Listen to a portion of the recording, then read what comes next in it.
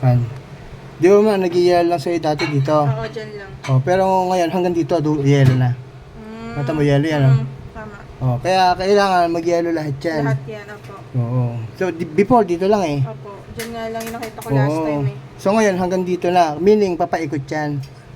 Papaikot yan hanggang dito. Ayan, yelo yan, oh. Pag yan lahat na yung kuya, pati baba na malamig Oh, na yan. so that means, lalakas na yung lamig niya, Oo. nahihigupin ng floor fan. Pababa dito.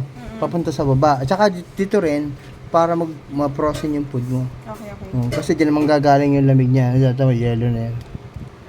Kuya, kung pwede ilagay yung mga ano, hindi, sabihin mo sa ate mo to. Hindi! Mabilis lang yan na. Talagang namamatay siya kuya pag Pag binuksan mo to. yan. Bakit? Kasi may switch yan eh. May switch yan. Oh. Kasi para hindi tatapon yung lamig dito. Para pag binuksan mo. Pag close mo, hindi ulit siya. Okay. So, may ilang minutes na naman ito. Kailangan na natin makita na fully na nag-yellow na siya. Tubig kuya! Sige ma'am.